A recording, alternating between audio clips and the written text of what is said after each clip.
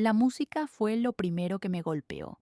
Ni siquiera el cansancio atroz que se me pegaba a los huesos después de 2 días sin dormir, ni el peso muerto de la maleta que arrastraba, cargada con frascos de medicinas experimentales que eran mi última y desesperada apuesta por la vida de mi hijo.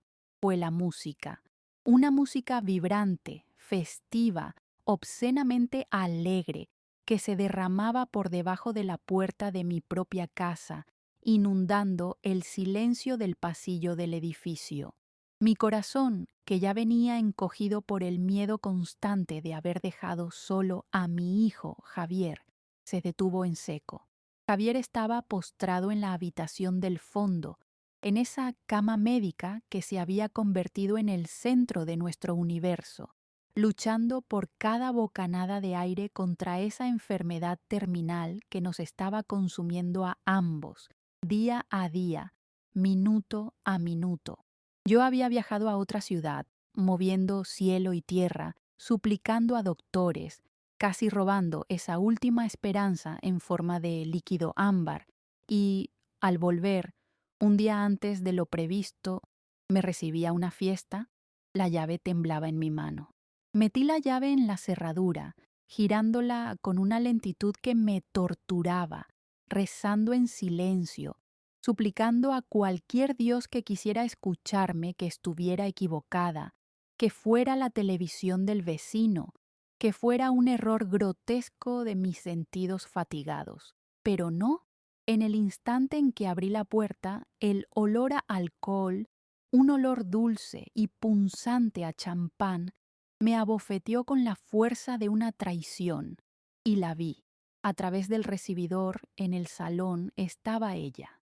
Mi nuera, Raquel, de espaldas a mí, con el teléfono pegado a la oreja, balanceándose levemente, casi bailando, al ritmo de esa música estridente. Su voz era clara, vibrante, feliz, una voz que no había escuchado en meses. La vi levantar una copa de cristal, brindar sola, brindar hacia la ventana. Mi hijo, su esposo, el hombre por el que supuestamente velaba, agonizaba a menos de 10 metros de distancia. Yo me quedé paralizada en el umbral, sin poder respirar, convertida en una estatua de sal y dolor, prisionera en el recibidor de mi propia casa, que se había transformado en el escenario de la pesadilla más cruel que jamás hubiera podido imaginar. El mundo se había detenido y solo existía ese sonido, ese olor y la figura de esa mujer celebrando. Ella no me escuchó entrar. No podía escucharme. La música era demasiado alta, una barrera de sonido que la protegía en su burbuja de euforia, y ella estaba demasiado absorta en su conversación, en su celebración privada. Claro que sí, te digo que sí, la oí gritar al teléfono, y soltó una carcajada genuina, cristalina, que resonó en mi alma como un vidrio roto. La liberación es inminente, te lo juro. Es cuestión de días, o quizás horas. En cuanto todo esto termine, en cuanto me quite el luto de encima, vendemos la casa y nos largamos a la playa. Por fin seré libre. Liberación. Quitarse el luto, vender la casa, mi casa, la casa donde mi Javier había dado sus primeros pasos, la casa donde celebramos sus cumpleaños, sus graduaciones, la casa que yo había hipotecado hasta el último centímetro para pagar sus tratamientos inútiles, para pagarle a ella misma sus caprichos mientras fingía cuidarlo. Sentí que el suelo de madera desaparecía bajo mis pies, que me hundía en un abismo frío. La maleta, esa maleta pesada, cargada de esperanzas líquidas, se deslizó de mi mano inerte, cayó al suelo con un ruido sodo, un golpe seco que fue como un disparo en la quietud de mi horror. Ese fue el sonido que finalmente rompió el hechizo. La música seguía, pero ella se giró. Sus ojos, brillantes no por lágrimas, sino por el alcohol y la excitación, se encontraron con los míos. El color desapareció de su rostro, palideció, pero no fue la culpa lo que vi en su mirada. No fue la vergüenza de ser descubierta. Fue fastidio. Fue rabia. La habían interrumpido.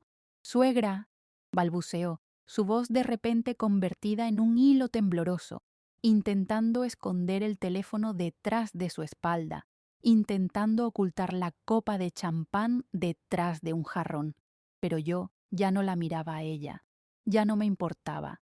Mi único pensamiento, mi única urgencia, mi único terror era Javier.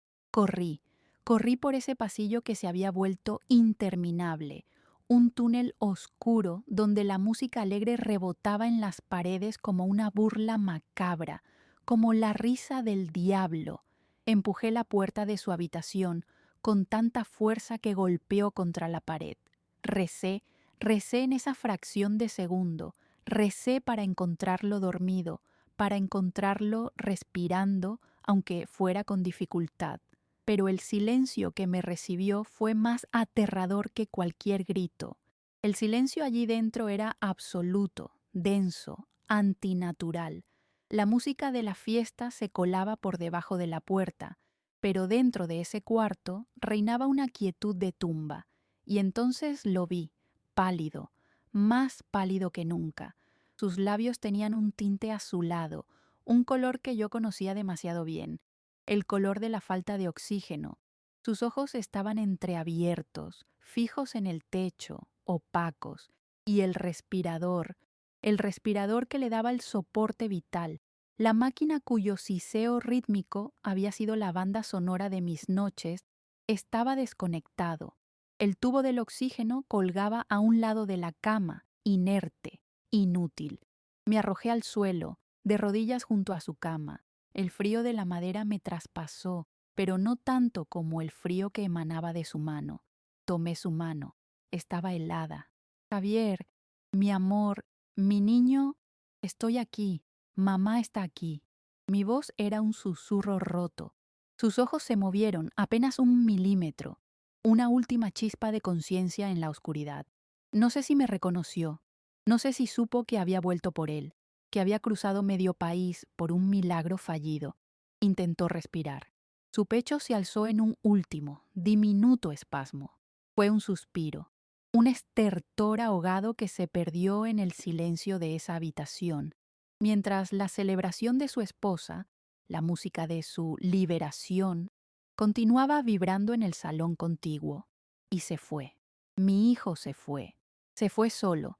Murió solo, abandonado, mientras la mujer que le juró amor eterno brindaba por su muerte. Sostuve su mano fría contra mi pecho y el dolor fue tan físico, tan desgarrador, que sentí que mi propio corazón se partía en dos, que se detenía con el suyo. Es un dolor que no tiene nombre, un abismo que te traga entera. Y si tú estás aquí, escuchando mi historia en este rincón, quizás es porque tú también has conocido el rostro de la traición en el momento más vulnerable, cuando la guardia está baja y el alma está herida. Te pido que me acompañes en este desahogo, que te suscribas a este canal donde las mujeres que hemos sido silenciadas encontramos nuestra voz. Déjame un me gusta si alguna vez has sentido que te arrancaban el alma y, aún así, tenías que encontrar la fuerza para seguir de pie.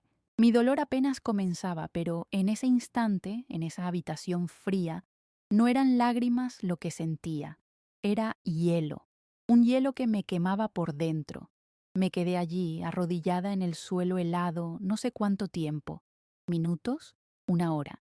El tiempo había dejado de existir. El sol de la tarde, que entraba por la ventana, empezó a teñir la habitación de un naranja fúnebre, iluminando las partículas de polvo que flotaban en el aire quieto. La música en el salón, finalmente, se había detenido. El silencio repentino fue casi tan violento como el ruido. Seguramente ella estaba allí afuera, frenética, borrando las huellas de su fiesta, escondiendo la botella, lavando la copa, tratando de recomponer el escenario de la viuda doliente, pero el olor a champán seguía en el aire, impregnado en las cortinas, en la alfombra, en mi memoria. Con una lentitud que no me pertenecía, me levanté. Mis rodillas crujieron. Dejé con ternura la mano de mi hijo sobre su pecho. Le cerré los ojos, esos ojos que ya no me veían. Lo besé en la frente, una frente fría como el mármol de una estatua, y me di la vuelta. La Elena que había salido de esa casa 2 días antes, la madre que viajó buscando medicinas, la mujer que creía en la bondad y en el deber, esa mujer había muerto con Javier. La mujer que salió de esa habitación era otra. Era un caparazón vacío, lleno solo de un frío polar y una claridad aterradora. Caminé de regreso por el pasillo, la encontré en la entrada del salón. Ya se había cambiado de ropa, llevaba una bata oscura. Estaba limpiando la mesa de centro con un trapo, con movimientos rápidos, nerviosos. Cuando me vio, su rostro se transformó en una fracción de segundo. Fue una obra maestra de la actuación. Sus ojos se abrieron con horror fingido. Se llevó las manos a la boca. ¿Javier? Preguntó con una voz rota, temblorosa, irreconocible. Acabo de ir a verlo. Y no respiraba. Suegra, suegra, se ha ido, se ha ido. Y se echó a llorar. Un llanto desgarrador, histriónico, falso como una moneda de 3 pesos. Se abalanzó hacia mí, intentando abrazarme, buscando mi consuelo, buscando un cómplice para su farsa. Pero yo solo la miré. No me moví, no dije una sola palabra. Yo había presenciado el último aliento de mi hijo. Yo sabía la verdad. Ella ni siquiera se había dado cuenta de que él ya no estaba. Estaba demasiado ocupada limpiando las pruebas de su celebración. La dejé llorar sola en medio del pasillo.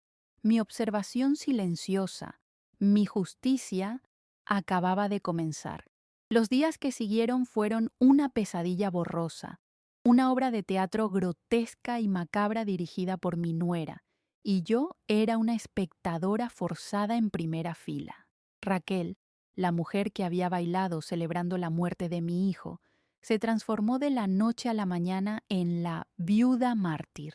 Se movía por mi casa, que ahora sentía sucia, contaminada por su presencia, dando órdenes, eligiendo el atuendo de luto, hablando por teléfono con la funeraria, con una voz quebrada que era una obra maestra de la actuación. Quiero lo mejor para él, la oí decir. Mi Javier merecía lo mejor. Y yo, sentada en el sillón del rincón, me había convertido en una estatua de hielo. La gente empezó a llegar. Familiares, amigos, vecinos. Venían a darme el pésame, claro. Me abrazaban con torpeza, pero sus ojos, su verdadera compasión, estaban dirigidos a ella, a la joven y hermosa esposa que había perdido a su marido tan pronto. Yo asentía, incapaz de formar palabras. ¿Qué podía decirles? ¿Qué podía gritar? Que la noche que mi hijo murió, su esposa estaba brindando con champán por su liberación, que lo había encontrado solo, frío, con el respirador desconectado. Me habrían tomado por loca, una madre histérica, desquiciada por el dolor, quizás celosa de la joven esposa. Raquel tenía la juventud, la belleza y una mentira muy bien construida de su lado. Yo solo tenía la verdad, y mi verdad, en ese momento, era tan monstruosa, tan increíble, que nadie la habría soportado. Así que callé y observé. Observé y memoricé cada gesto falso, cada lágrima de cocodrilo que se secaba con un pañuelo de encaje, cada mirada calculadora que lanzaba a los muebles, a los cuadros, cuando creía que nadie la veía. Estaba calculando el valor de mi casa. El velorio fue su gran actuación, el escenario donde coronó su papel de víctima. Eligió un ataúd carísimo, de una madera oscura y brillante, el que Javier hubiera querido. Dijo, mentira. Mi hijo siempre había hablado de ser cremado, de que no quería lujos fúnebres. Llenó la sala de rosas blancas, cientos de ellas. Eran sus favoritas. Anunció a todos los presentes con un sollozo ahogado. Otra mentira. Mi hijo odiaba las rosas blancas. Le parecían tristes, sin vida. A él le gustaban los girasoles por su luz, por su desafío constante al sol, pero los girasoles no encajaban en la estética de viuda trágica que ella estaba construyendo. Estaba de pie junto al féretro, recibiendo el consuelo, aferrándose a los brazos de la gente, desmayándose teatralmente a ratos, necesitando que la sostuvieran. El aire de la sala era denso, irrespirable, una mezcla nauseabunda del olor dulzón y cloying de las rosas y el aroma a café quemado que venía de la cocina. Yo permanecía sentada en una silla contra la pared, seca de lágrimas, petrificada por el horror que solo yo conocía. La gente me miraba, y yo podía leer sus pensamientos. Me miraban con una mezcla de lástima y extrañeza. La madre que no llora, la madre fría. ¿Acaso no lo quería?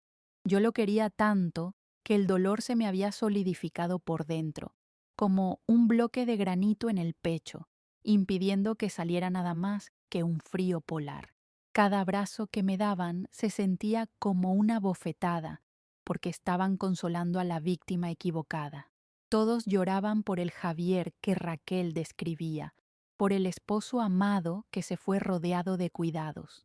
Yo era la única que lloraba por dentro por el Javier real, el que murió abandonado mientras sonaba música festiva. Mi aislamiento era total. Me sentía como un fantasma en el funeral de mi propio hijo.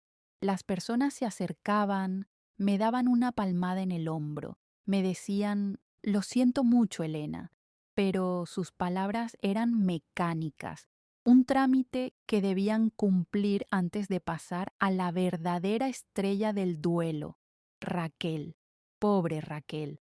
Los oía susurrar entre ellos a mis espaldas, creyendo que yo no escuchaba. Tan joven, quedarse viuda así, cuánto lo amaba, se notaba en cómo lo cuidaba. ¿Cómo lo cuidaba? La bilis me subía por la garganta.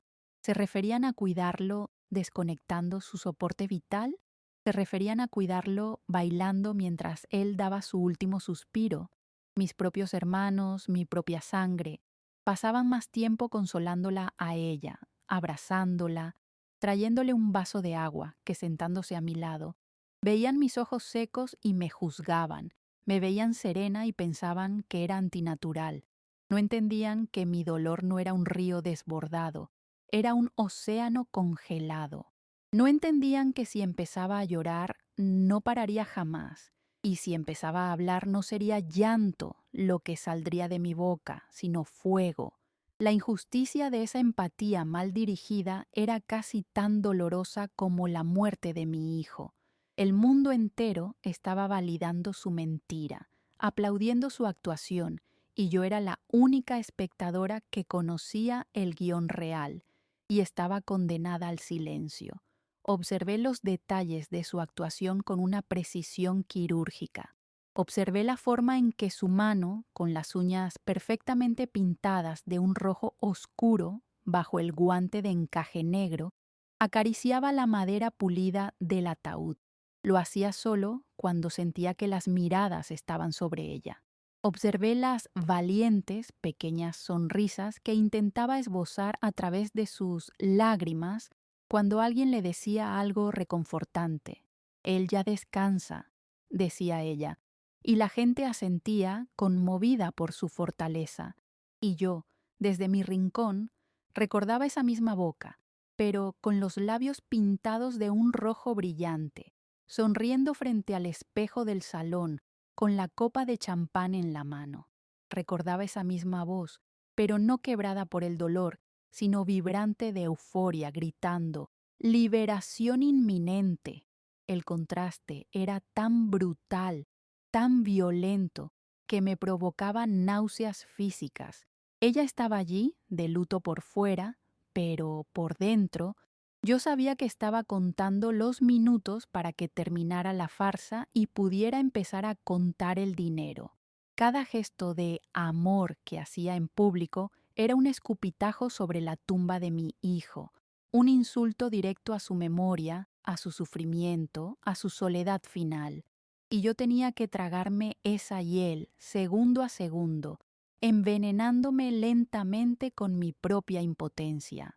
La procesión hacia el cementerio y el entierro fueron la culminación de la farsa pública, otro espectáculo diseñado por ella y para ella. Hacía un día gris, frío, que parecía hecho a medida para su escenografía. Ella caminaba detrás del coche fúnebre, aferrada al brazo de mi hermano como si apenas pudiera sostenerse en pie. En el cementerio, junto a la fosa abierta, su dolor se volvió operístico. Lanzó la primera palada de tierra y soltó un grito tan desgarrador que varios tuvieron que sostenerla para que no cayera dentro de la tumba. Era repulsivo. Yo, en cambio, me quedé un poco más atrás. No me acerqué al borde. En mi abrigo, apretado dentro de mi puño, llevaba un único girasol que había comprado esa mañana temprano, en secreto, en una pequeña floristería de barrio. Esperé a que terminara el teatro, a que la gente empezara a dispersarse, a que las condolencias se agotaran. El sonido sordo de la tierra golpeando la madera del ataúd era la única verdad en todo ese circo. Era la finalización, era el fin. Mi hijo estaba allí abajo, y su asesina moral estaba arriba, recibiendo aplausos por su dolor. La impotencia me ahogaba, sentí que me hundía en el lodo junto con él. Regresamos a la casa. La misa de 9 días se celebraría más tarde, pero la familia más cercana y algunos amigos íntimos volvieron para acompañarnos. La atmósfera era pesada, pero Raquel parecía más relajada. Su gran actuación pública había terminado con éxito. Ahora interpretaba el papel de la viuda resignada, sirviendo café, hablando en voz baja sobre lo rápido que se fue todo al final. Yo estaba en la cocina, de espaldas a todos, lavando una taza, aferrándome a la normalidad de ese gesto simple para no derrumbarme. Ella entró. El silencio de la cocina se tensó. Creía que estábamos solas. Sentí su presencia detrás de mí. Puso su mano fría sobre mi brazo. Suegra, comenzó con esa voz melosa, falsa, de confidencia. Me giré lentamente, me miraba con una sonrisa triste, ensayada, y entonces se acercó más, como para compartir un secreto, y me susurró al oído. Su aliento olía a café y a menta. Al menos dejó de sufrir, ¿no cree? Hizo una pausa, y su tono cambió, perdió la falsa compasión y se tiñó de una satisfacción cruel, casi un alivio. Ya era hora. Esa frase, ya era hora, no fue consuelo, fue una confirmación. Fue la misma voz que había escuchado celebrando su inminente liberación. Fue el último clavo en el ataúd de mi paciencia. El hielo que tenía en el pecho no se derritió, se solidificó, se convirtió en acero. Levanté la mirada del fregadero, con las manos todavía mojadas, y la miré. Realmente la miré. No como la suegra dolida, no como la madre rota que ella esperaba ver y despreciar. La miré con la claridad absoluta y helada del odio más puro que he sentido en mi vida. La miré con la certeza de la verdad que yo había presenciado, con el eco de la música festiva todavía en mis oídos y la imagen del respirador desconectado quemada en mis retinas. Y ella lo vio. Su sonrisa falsa y condescendiente titubeó, se congeló en sus labios, vio en mis ojos que yo sabía. Vio que su actuación no me había engañado ni por un segundo. Vio a la mujer que había encontrado la copa de champán y que había escuchado la música de la liberación. Dio un paso instintivo hacia atrás, un movimiento corto, animal, como si mi mirada la hubiera golpeado físicamente, como si el hielo de mis ojos pudiera quemarla. Voy a ver a los invitados, balbuceó, su voz perdiendo de golpe toda la seguridad, toda esa falsa compasión, y huyó de la cocina. Huyó, no se retiró con dignidad. Huyó. En ese instante, en el silencio de la cocina, con el olor a café rancio flotando en el aire, algo dentro de mí hizo clic. Un mecanismo frío y preciso. El duelo podía esperar. El llanto desgarrado de madre, el luto por mi niño, todo eso tendría que esperar su turno. Ahora tenía un trabajo que hacer. La memoria de mi hijo debía ser honrada y la verdad, toda la verdad, debía salir a la luz. No por venganza, que es una emoción caliente, ruidosa y desordenada, sino por justicia, que es fría, metódica y absoluta. Mi silencio ya no era de shock, se había convertido en un arma cargada. Esa noche y los días grises que siguieron hasta la misa de 9 días, me moví por mi propia casa como una sombra, como un fantasma con un propósito. Dejé de ser la anfitriona rota, la figura trágica que necesitaba consuelo. Me convertí en una observadora. Raquel, tras nuestro encuentro en la cocina, me evitaba. Podía sentir su mirada nerviosa sobre mí cuando entraba en una habitación, pero yo fingía no verla. Fingía estar sumida en mi dolor, pero yo la observaba desde lejos, desde mi rincón, desde detrás de mis ojos supuestamente vacíos. Observaba la rapidez con la que su dolor desaparecía cuando creía que nadie la miraba. Observaba cómo respondía mensajes en su teléfono con una sonrisita furtiva, escondiendo la pantalla si yo me acercaba. La observé una tarde, a través de la puerta entreabierta del estudio de Javier, hojeando catálogos de viajes, escondidos entre las tarjetas de condolencias y las facturas de la funeraria. Ella creía que yo era una pobre vieja, paralizada por el dolor, inofensiva, un mueble más en la casa que pronto sería suya, y yo dejé que lo creyera. Fomenté esa imagen. Me sentaba en mi sillón, con la mirada perdida en la pared, pero mis oídos estaban alerta a cada llamada telefónica. Mis ojos registraban cada movimiento, cada visita del cartero. Ella estaba tan intoxicada con su libertad inminente, tan cegada por su propia arrogancia y su desprecio hacia mí, que no vio el cambio. No vio que la mujer destrozada se había convertido en una cazadora. Mi silencio era mi mayor ventaja. Ella hablaba, planeaba, se delataba, y yo escuchaba, yo recordaba, yo esperaba. Mi dolor no había desaparecido, simplemente lo había guardado en un compartimento sellado de mi corazón, un lugar oscuro y frío al que no podía permitirme ir todavía. Primero, la justicia, después, y solo después, el luto. Una noche, en la soledad de mi cuarto, mientras sostenía una vieja foto de Javier sonriendo en la playa, la realidad de mi situación me golpeó con una claridad brutal. Me di cuenta de que el sistema legal no me serviría de nada. ¿Qué podía probar? Acusarla de desconectar el respirador sería mi palabra contra la suya. Ella diría que el aparato falló, o peor, que él mismo en su desesperación se lo había quitado. Diría que yo estaba delirando por el dolor, que la odiaba por ser la esposa joven. ¿Acusarla de la fiesta? Diría que estaba tan estresada y deprimida que una amiga la llamó y puso música para animarla, que solo fue un momento de debilidad, una copa para calmar los nervios. Nadie creería la verdad completa, la verdad monstruosa. La sociedad está programada para creerle a la viuda joven y hermosa, no a la suegra vieja y amargada. Lo entendí.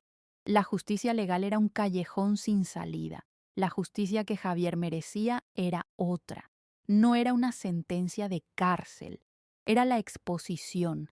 Era la verdad contada en voz alta, no en un tribunal frío, sino frente a las mismas personas ante las cuales Raquel había interpretado su obra maestra de dolor. Tenía que despojarla de la máscara de viuda doliente, tenía que arrancarle el disfraz de mártir y mostrarles a todos el monstruo que había debajo. Ese sería mi plan. No un juicio legal, un juicio moral. Y yo sería la fiscal, el juez y el verdugo.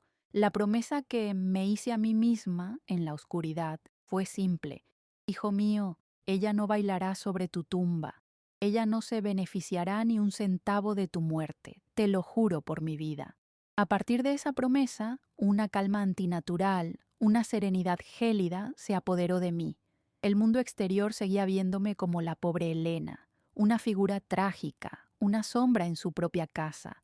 Me movía con lentitud, hablaba poco, recibía las condolencias con un asentimiento mudo, pero por dentro, mi mente trabajaba a una velocidad febril. Ya no era un caos de dolor y confusión, era una máquina lógica, fría, analizando cada pieza del rompecabezas. ¿Qué necesitaba para que el mundo viera lo que yo vi? Necesitaba pruebas, pruebas irrefutables, pruebas que ella no pudiera negar, pruebas que no fueran solo la palabra de una suegra histérica. Sabía que no sería fácil, pero también sabía que la arrogancia de Raquel era mi mejor aliada.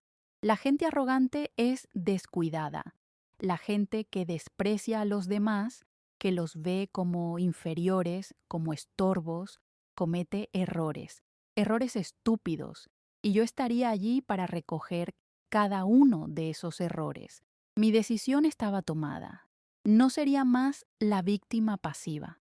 No permitiría que la historia de mi hijo terminara con su asesina moral celebrando en una playa rica y libre. Me convertí en silencio. Me convertí en propósito. Me convertí en paciencia. Y esperé el momento exacto para mover mi primera pieza. Raquel estaba tan ocupada planeando su futuro, probándose el luto como si fuera un vestido de gala, que nunca me vio venir. No vio la tormenta que se estaba gestando detrás de mis ojos secos y tranquilos. Mi oportunidad llegó 2 días después. Raquel anunció que necesitaba aire y que iría a poner en orden los papeles del seguro, una excusa obvia para salir, para respirar su nueva libertad. La observé irse desde la ventana de la cocina. Se había quitado el luto riguroso y llevaba un vestido oscuro, sí, pero elegante, y sus gafas de sol eran grandes y costosas. Caminaba con un brío, con una ligereza en el paso que era un insulto. En el instante en que su coche desapareció por la esquina, la casa se convirtió en mi territorio. Ya no era una sombra. Me moví con rapidez, con la precisión de un cirujano. Mi primer objetivo era el salón. Fui directa al mueble bar, donde había visto que guardaba la cristalería fina. Ella era perezosa y descuidada. Confiaba en que la señora de la limpieza, que venía una vez por semana, se encargaría de todo. Abrí las puertas de cristal y allí estaba. La había lavado, sí, pero la había lavado mal, a toda prisa. Era una copa de flauta, cara, del juego de bodas de mi madre. La tomé con un pañuelo.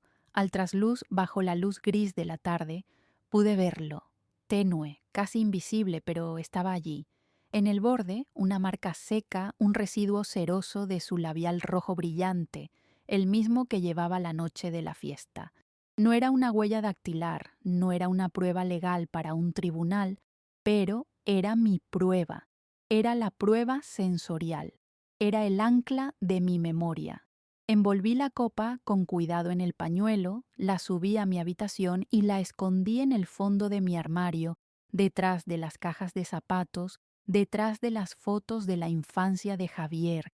Era la primera pieza, el primer clavo en su ataúd de mentiras. El segundo paso era más arriesgado, el arma digital. Fui al estudio de Javier. Allí, sobre el escritorio de caoba, junto a un portarretratos volcado, estaba la tablet de la casa, la que yo la había visto usar esa noche, la que estaba sobre la mesa del salón junto a la botella de champán. Mi corazón latía con fuerza contra mis costillas. ¿Tendría contraseña? La encendí. La pantalla se iluminó con una foto de Javier, una foto antigua, de cuando estaba sano, sonriendo en un barco. Qué ironía tan cruel. Deslicé el dedo. No pidió contraseña. Por supuesto que no. Raquel, en su arrogancia, no tenía nada que ocultar de una vieja como yo. ¿Qué iba a entender yo de tecnología? Mis manos temblaban, pero no de debilidad, sino de una furia fría. Fui directo a las aplicaciones. Mis ojos buscaron el ícono de la música, el que la vi tocar esa noche. Lo abrí, y allí estaba, en la sección de reproducción reciente, como un trofeo de su crueldad, como un monumento a su desprecio, la lista de reproducción. El nombre que le había puesto me revolvió el estómago. Libertad. No necesité escucharla. Los nombres de las canciones eran suficientes. Celebration, Don't Stop Me Now, I Will Survive, canciones festivas, himnos de victoria, la banda sonora de la muerte de mi hijo. Hice una captura de pantalla. Hice 10. Guardé la lista. La compartí a mi propio correo electrónico. El pulso en mis sienes era un martillo, pero sabía que había más. Si fue tan descuidada con la música, lo sería con sus mensajes. Respiré hondo, pidiéndole perdón a mi hijo por lo que estaba a punto de hacer, por invadir esa privacidad aunque fuera la de ella. Volví a la pantalla principal. Busqué las aplicaciones de mensajería y allí estaban, sus sesiones de redes sociales y mensajería instantánea, todas abiertas. Ella no tenía secretos para el mundo, o al menos no para el mundo digital. Entré a sus chats, el corazón me dio un vuelco, y allí estaba. Una conversación anclada en la parte superior, un contacto guardado con un nombre ridículo, entrenador. Qué cliché tan burdo, tan ofensivo en su falta de originalidad. Abrí el hilo y sentí náuseas. Eran cientos, miles de mensajes, semanas, meses de conversaciones. Ya casi, mi amor. El viejo león está dando su último rugido. Estoy tan aburrida de fingir, de ponerle el termómetro. Me da asco tocarlo. Leí, y cada palabra era una puñalada. Eran planes, burlas, fotos. Fotos de ellos dos en un gimnasio, en un coche, riendo. Fotos que ella le mandaba desde la propia casa, desde el salón, mientras mi hijo tosía en la habitación de al lado. En cuanto cobre, en cuanto la herencia sea mía, nos vamos. La casa se venderá rápido. Es una buena zona. La casa. Mi casa. Su codicia era tan vulgar, tan palpable, que casi podía olerla. Seguí bajando, bajando, con los dedos entumecidos, hasta que llegué a la noche fatídica, la noche en que volví, la noche de la fiesta. Los mensajes eran rápidos, eufóricos. Estoy sola. La vieja bruja se fue a por sus medicinas milagrosas. Ja, ja, ja. Abriendo el champán, mi rey, brindo por nosotros. Y entonces, el mensaje que detuvo mi corazón, el mensaje que me robó el aliento, el mensaje que se convirtió en la prueba definitiva, en su confesión escrita. Creo que ya está, escribió ella. Se está poniendo azul. El amante le respondió, ¿estás segura? Y la respuesta de ella, la respuesta que selló su destino, llegó unos minutos después adornada con un emoji, un maldito guiño. Segurísima. El respirador falló. Soy libre, libre. Lo había desconectado. No había sido una falla. No había sido un accidente. Lo había desconectado y se lo estaba contando a su amante con un guiño. La frialdad, la crueldad absoluta, el mal en su estado más puro. Me apoyé en el escritorio. La habitación me daba vueltas, pero no lloré. El hielo se hizo más denso. Guardé todo, cada captura de pantalla. Hice un video de la pantalla, desplazándome por toda la conversación para que no pudiera alegar que eran montajes. Guardé cada foto, cada mensaje, cada burla. Tenía su confesión. La adrenalina me recorrió el cuerpo. Tenía la prueba sensorial, la copa. Tenía la prueba digital, la lista de música y los mensajes, su confesión explícita. Ahora necesitaba el arma legal. Y esa era la pieza que yo tenía guardada desde el principio. Esa era la pieza que Raquel, en su codicia, ignoraba por completo. Recordé la tarde, un mes antes de mi viaje, un mes antes del final. Javier había estado lúcido, pero terriblemente triste. Raquel había salido de compras, es como siempre. Mamá, me dijo, su voz un susurro débil, pero sus ojos claros, firmes. Ella ya no me quiere, ya no me ve a mí, solo ve las cosas. Espera que me muera. Mi corazón se partió en 1000 pedazos, pero asentí. Había visto lo mismo. Llama al abogado, por favor. Llama al señor Mendoza. Y lo hice. El señor Mendoza, nuestro abogado de familia de toda la vida, un hombre recto y discreto, vino a la casa al día siguiente. Raquel creyó que era para arreglar cosas del seguro, papeles aburridos de la enfermedad. Ni siquiera se quedó en la reunión. Me aburro con esas cosas, suegra, encárguese usted. ¿Qué favor me hizo? En esa reunión, en la penumbra de su habitación, Javier, con la voz débil pero con una firma sorprendentemente firme, firmó los documentos. La casa, que siempre fue mía, pero que estaba en un fideicomiso condicional para su uso mientras él viviera, volvía a mí. El control total, absoluto e inmediato en el momento de su muerte. No era de él, no era de ella, era mía. Pero Javier no se detuvo ahí.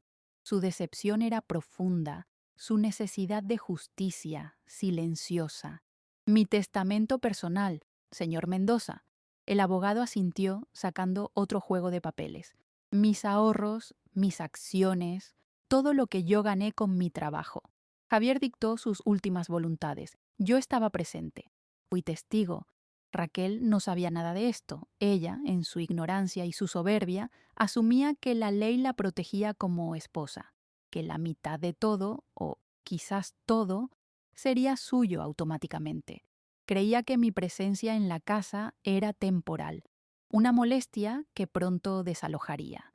Yo la dejé creer, la dejé flotar en su burbuja de codicia. Guardé mi copia de esos documentos firmados en mi caja de seguridad en el banco, lejos de la casa, lejos de sus manos codiciosas. Ahora tenía todas las piezas, la copa, los mensajes y el testamento. El escenario estaba listo, solo faltaba subir el telón, y yo sería la directora de esa última función. Llegó el día de la misa de 9 días. La casa volvió a llenarse de susurros, de caras compungidas, de olor a café y a flores marchitas. Raquel estaba en su elemento, recibiendo abrazos, secándose lágrimas falsas, la viuda perfecta. Esperé a que terminara la ceremonia religiosa que hicimos en el salón. Cuando la gente empezaba a moverse, a hablar en voz baja, me acerqué a ella, puse mi mano en su brazo, mi mejor gesto de suegra dolida. Raquel, querida, le dije, mi voz suave, he hablado con el señor Mendoza. ¿Cree que sería bueno, para cerrar el ciclo, hacer la lectura del testamento de Javier, hoy mismo, aquí, con la familia? Sus ojos brillaron. Fue un destello casi imperceptible, una chispa de triunfo, de codicia, que controló de inmediato cubriéndola con un velo de tristeza. ¡Ay, suegra! ¿Tan pronto? No sé si estoy preparada. Es lo correcto, Raquel. Insistí suavemente. Es lo que Javier hubiera querido. Tener a la familia, a los amigos cercanos, los que nos apoyaron. Ella asintió, mordiéndose el labio, fingiendo una duda que no sentía. Sí, sí, tienes razón, es lo mejor, que todos estén aquí. Ella misma, con una eficiencia sorprendente, se encargó de reunir a todos en el salón. Por favor, quédense. Un momento importante. La última voluntad de Javier. Quería público.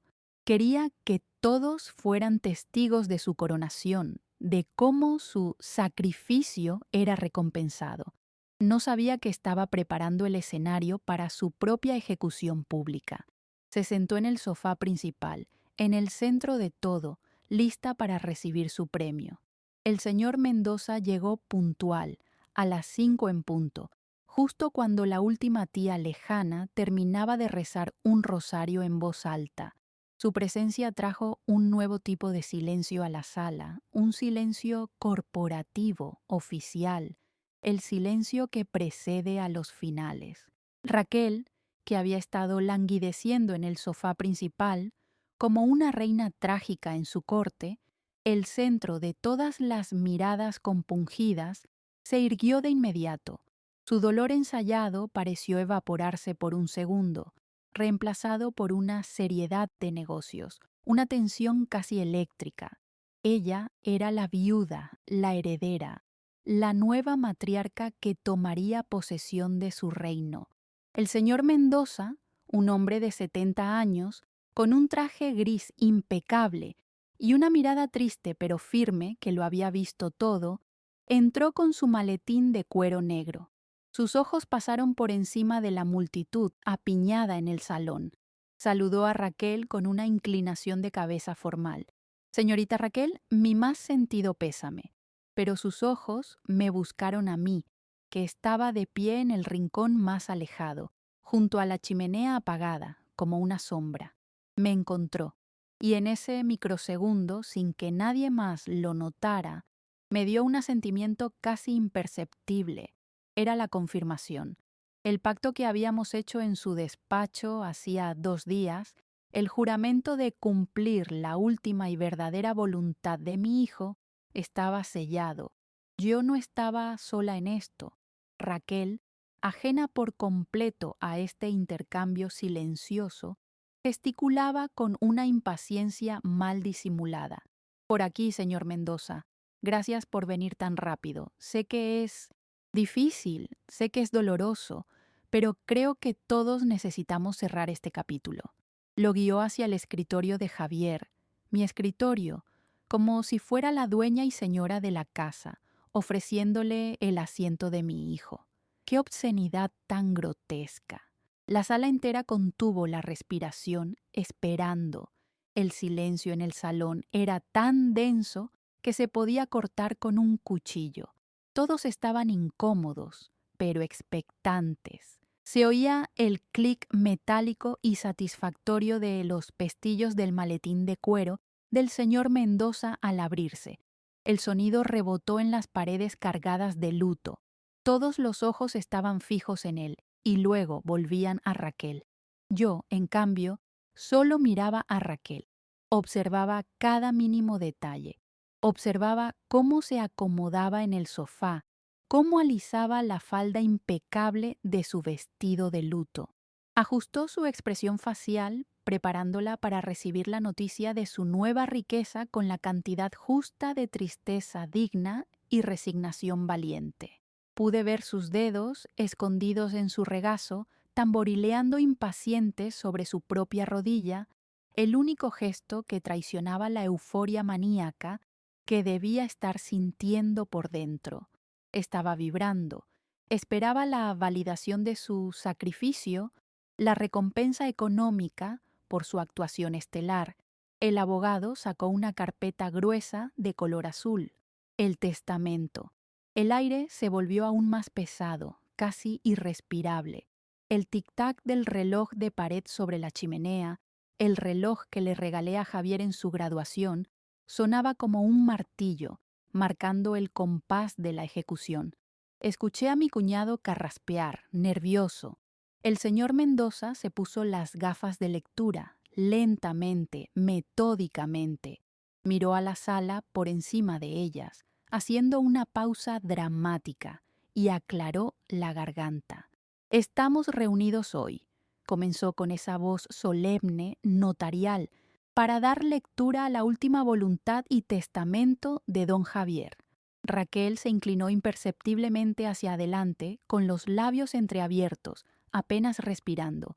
Este era su momento. En el instante justo en que el señor Mendoza iba a leer la primera línea del documento legal, en esa fracción de segundo en que Raquel casi podía saborear el champán de la victoria, levanté la mano y luego me puse de pie. El movimiento fue lento, deliberado. No fue el gesto de una anciana temblorosa que necesitaba ayuda. Fue una acción, una declaración. El crujido de la madera del suelo bajo mis pies fue el único sonido en esa sala congelada. Todas las cabezas, como un solo organismo, giraron hacia mí. La sorpresa fue unánime. El shock era palpable.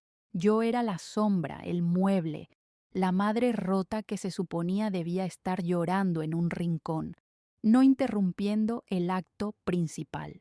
El foco de luz se movió de Raquel a mí. Pude ver el destello de furia en los ojos de mi nuera, una rabia pura, apenas disimulada por una máscara de confusión. Estaba interrumpiendo su coronación.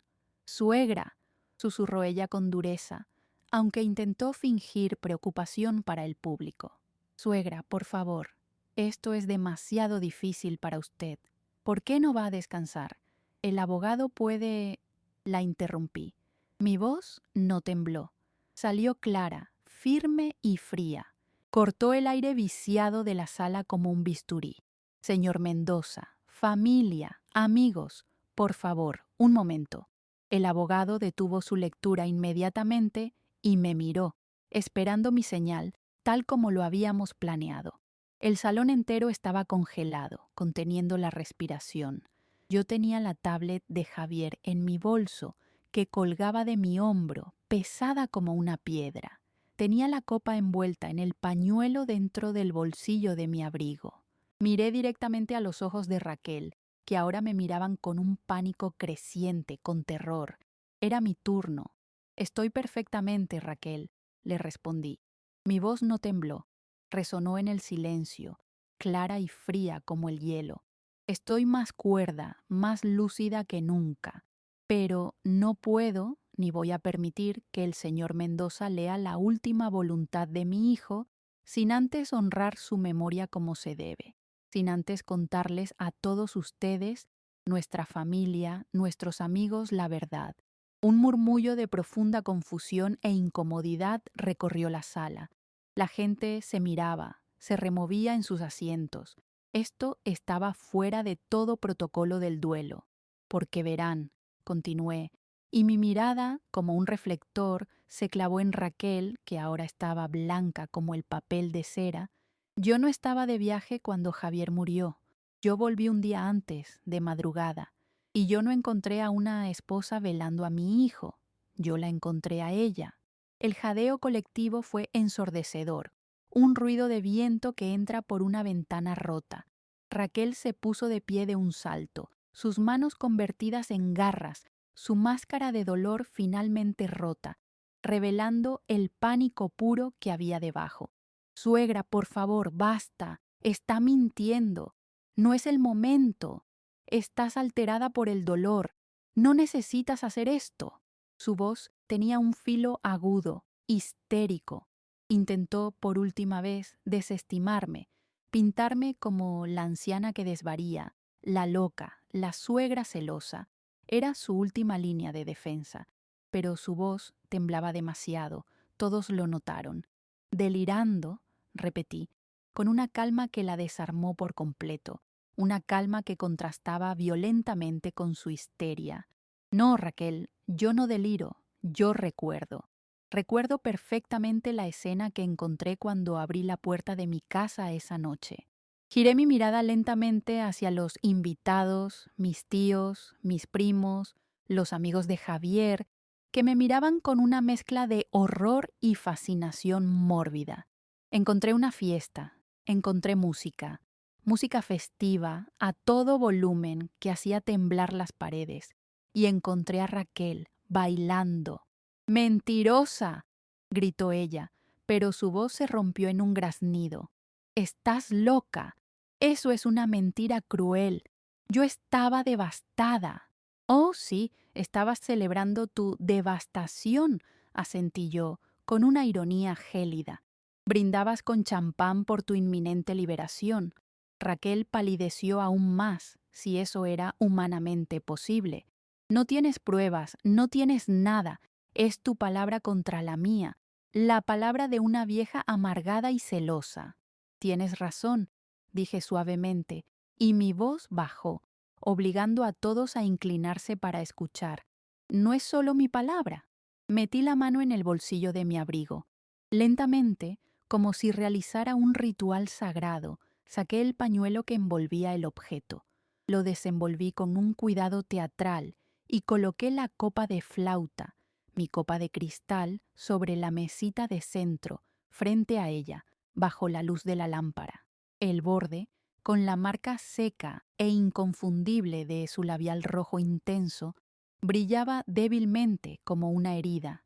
Esta, dije, señalando la copa, fue la celebración.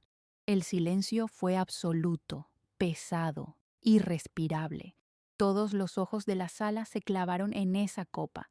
Raquel miraba la copa como si fuera una serperna venenosa a punto de morderla. Estaba paralizada, atrapada. Eso no prueba nada, susurró, pero su voz no tenía convicción, era un hilo. Yo solo tomé una copa, una sola, para calmar mis nervios. La música. La puso una amiga por teléfono. Estaba improvisando, buscando desesperadamente una salida, pero se estaba enredando más en su propia mentira. Ah, la música, dije yo. Y ahora, con la misma lentitud metódica, metí la mano en mi bolso de luto. Saqué la tablet de Javier. El terror en los ojos de Raquel se convirtió en pánico puro. Reconoció el dispositivo. Y tienes razón, continué. Hablemos de la música. Saqué también un pequeño altavoz Bluetooth que había comprado esa misma mañana y lo coloqué fríamente junto a la copa de champán. La vi tragar saliva. Su cuerpo entero temblaba. No, te suplicó en un hilo de voz una advertencia, una súplica. No te atrevas. Encendí el altavoz. El pitido de la conexión resonó como un disparo. Conecté la tablet. Mis dedos, firmes, sin un solo temblor, abrieron la aplicación de música. Javier también dejó esto, anuncié a la sala en penumbra. Dejó esta lista de reproducción, la que escuchabas en esta misma sala mientras él moría solo en la habitación de al lado, la que tú misma titulaste Libertad, y apreté play. La música festiva, la misma canción alegre, obscena y bailable, inundó la sala de luto. El contraste fue brutal, grotesco. La música de fiesta chocando contra las caras de dolor, contra las ropas negras, contra el aire pesado de la muerte reciente. Fue una bofetada sonora para todos los presentes. Apagué la música después de 10 segundos que parecieron una eternidad de tortura. El silencio que regresó fue más pesado, más denso, más acusador que antes. Nadie decía una palabra, nadie se movía.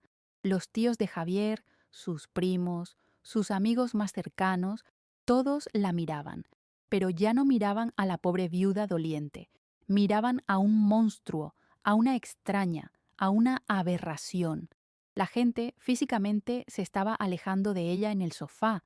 Mi cuñada, que estaba sentada a su lado, se levantó de un salto y se fue al otro lado de la habitación, como si su sola presencia pudiera contaminarla.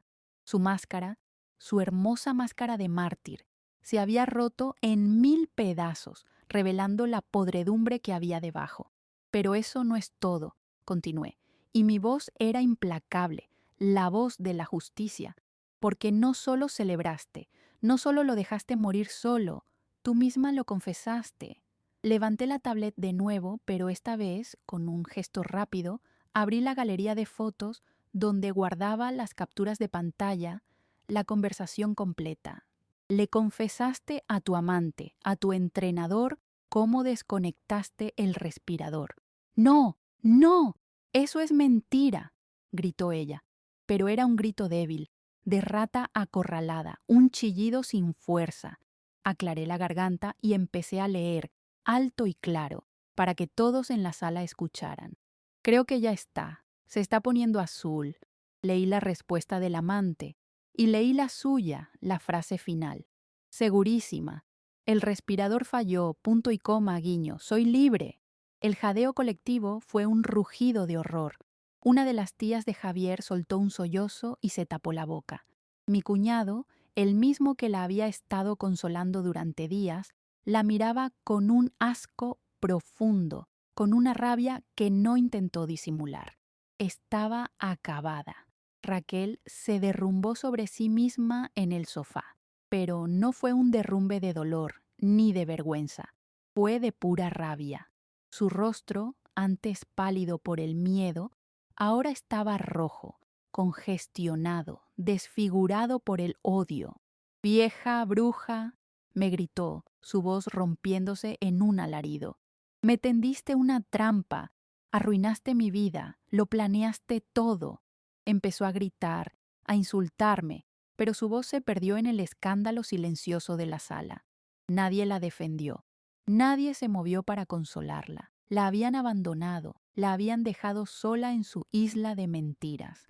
Fue entonces cuando el señor Mendoza, que había observado toda la escena con una seriedad profesional e impasible, como si estuviera viendo un trámite, se aclaró la garganta de nuevo, y su voz profunda atrajo todas las miradas. Se ajustó las gafas y miró a Raquel, que sollozaba de rabia en el sofá, sola. «Y ahora», dijo él, su voz notarial implacable, «si me permiten, y dado que la señora Elena ha provisto el contexto necesario, procederé a leer la última voluntad de don Javier, que parece confirmar todo lo que su madre acaba de exponer». Raquel levantó la cara, sus ojos inyectados en sangre, el maquillaje corrido. «Lee el testamento», susurró con veneno. «Él me amaba. Él me dejó algo. No puedes hacer esto». El abogado asintió. «Procedo». Y comenzó a leer. «Yo, Javier», leyó su voz clara, «en pleno uso de mis facultades mentales y plenamente consciente del abandono moral y conyugal de mi esposa, Raquel». La cara de Raquel se contrajo. Era la primera vez que oía lo que mi hijo realmente pensaba de ella. El señor Mendoza hizo una pausa dramática, mirando por encima de las gafas a la mujer destruida en el sofá, y continuó. «Sí, dejo todos mis bienes personales, mis acciones, mis cuentas bancarias y mis efectos personales a la Fundación de Investigación de la Enfermedad que padezco, para que otros tengan la oportunidad que yo no tuve y para que el dinero se use en algo de valor, en lugar de ser malgastado en champán y amantes». El abogado había leído la línea. Mi hijo la había dictado. La sala entera asintió. Un murmullo de aprobación recorrió a los presentes. La justicia de Javier era poética. «Y continúo leyendo», dijo el abogado pasando la página con un gesto seco. «A mi esposa Raquel no le dejo nada, absolutamente nada, ni un centavo, por no haber cumplido con su deber moral y conyugal de cuidado y por haber celebrado mi partida antes de que ésta ocurriera, demostrando así su verdadera naturaleza y su falta de humanidad». El abogado cerró la carpeta de golpe. El sonido fue definitivo. Adicionalmente, y como documento separado que ya ha sido ejecutado, el fideicomiso que cubría esta propiedad queda disuelto con el fallecimiento de don Javier, revirtiendo la propiedad total e inmediata a su dueña original, mi madre, Elena. Silencio. No solo no heredaba nada, ni un centavo, sino que la casa que planeaba vender, la casa donde dio su fiesta, nunca fue suya. Estaba en mi casa y ahora, en ese preciso instante, era una intrusa. La justicia estaba completa. La reacción de la sala fue atronadora, pero no hubo un solo grito. Fue un silencio sepulcral, un vacío colectivo de horror y desprecio que pareció succionar todo el aire del salón. Raquel se quedó congelada, mirando al abogado, luego a mí, luego a las caras de todos los invitados, buscando desesperadamente un solo aliado, un solo par de ojos que no la mirara con un asco profundo, palpable. No encontró ninguno. Su rostro, antes desfigurado por la rabia de ser descubierta, se volvió flácido, vacío, la máscara de una derrota absoluta e irreversible. Se levantó del sofá con un movimiento torpe, como si sus huesos se hubieran vuelto de plomo y le pesaran 1 tonelada. Ya no era la reina trágica en su corte, Era una paria, una leprosa moral. Nadie en la sala se movió para ayudarla. Nadie le dijo una sola palabra de consuelo, ni siquiera de reproche. Era peor que el odio, era la indiferencia absoluta, el destierro social. Cogió su bolso del suelo, con las manos temblando tanto que apenas pudo sujetarlo, y caminó hacia la puerta. Sus pasos resonaron en el silencio de la alfombra. Cada paso era una sentencia pública. La vi pasar junto a los amigos de infancia de Javier, los mismos hombres que la habían abrazado y sostenido en el funeral, y ellos se apartaron, retrocedieron físicamente como si su vestido de luto quemara, como si su sola proximidad pudiera contagiarlos. Abrió la puerta principal. El aire gris de la tarde entró, pero ya no se sentía fúnebre, se sentía limpio. Miró hacia atrás una última vez, con los ojos secos, ya sin lágrimas de rabia, solo con un odio muerto, vacío, y se fue. Salió de mi casa, de mi vida. El señor Mendoza, con una dignidad impecable, se acercó y cerró la puerta detrás de ella. El sonido del pestillo al girar fue definitivo. Entonces, y solo entonces, la gente pareció despertar, como si salieran de una hipnosis colectiva. Uno por uno, los tíos, los primos, mis propios hermanos que habían dudado de mí, se acercaron. Ya no me miraban con esa lástima condescendiente, me miraban con respeto, con una vergüenza profunda por no haber visto, por haber sido engañados tan fácilmente. Elena, perdónanos, me susurró mi cuñada, ahora sí, con lágrimas reales, auténticas. Nunca supimos, perdimos a Javier y te dejamos sola en esto. Yo asentí, aceptando sus disculpas, aunque ya no importaban. Los vi salir, uno por uno, en silencio, dejando la casa en una paz que no había sentido en años. Finalmente estaba sola, sola con la memoria intacta de mi hijo. El conflicto, por fin, había terminado. Cuando la última persona se fue y el señor Mendoza me dio la mano con una fuerza respetuosa antes de partir, me quedé de pie en medio de mi salón. El silencio era total. Ya no era el silencio aterrador de la habitación de mi hijo esa noche. Era paz. La casa, que se había sentido contaminada, sucia, invadida por la mentira y la codicia, de repente volvió a ser mía. El aire se sentía más ligero. Caminé lentamente por el pasillo, el mismo por el que había corrido desesperada esa noche fatídica. Ya no era un túnel oscuro. Entré en la habitación de Javier. La ventana estaba cerrada y el aire estaba viciado, todavía con el olor medicinal de la enfermedad. Fui hacia la ventana y la abrí de par en par. El aire fresco de la tarde entró, llevándose los últimos vestigios de la muerte y de la farsa. Me senté en el borde de su cama, la cama que había sido testigo de tanto sufrimiento. Pero ahora, al mirarla, ya no veía la imagen del respirador desconectado ni sus labios azules. La imagen se había disipado, reemplazada por la justicia que acababa de ocurrir. Saqué de la mesita de noche la foto que él siempre tenía allí, la que yo había protegido. Una foto de él de antes de la enfermedad, 20 años más joven, en la playa de nuestra infancia, sonriendo, con el pelo revuelto por el viento, sosteniendo en alto un girasol que había encontrado entre las rocas. Abracé ese marco de plata contra mi pecho. Y entonces, por primera vez desde que lo encontré frío, por primera vez desde que escuché esa música infernal que me robó el derecho al duelo, me permití llorar. Lloré. Lloré como una madre, no como una guerrera. Lloré por mi niño, por el tiempo perdido, por la crueldad innecesaria que había tenido que presenciar y combatir. Pero ya no era un llanto de rabia ni de impotencia, era un llanto de duelo, puro, limpio, necesario. El hielo dentro de mí finalmente se derritió y el océano de mi dolor encontró su cauce. Era una tristeza devastadora, sí, pero era una tristeza en paz. Han pasado meses desde ese día. La casa está en silencio, pero es un silencio bueno.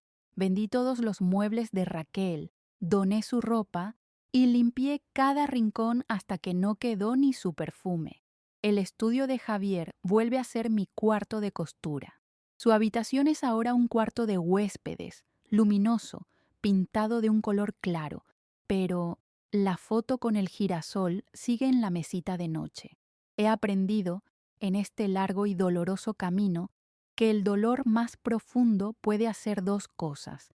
Puede destruirnos por completo o puede forjarnos en un tipo de acero que no sabíamos que poseíamos. Yo elegí el acero.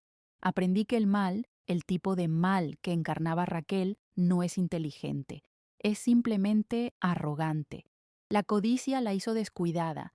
Su desprecio por mí, por la vieja, fue su perdición.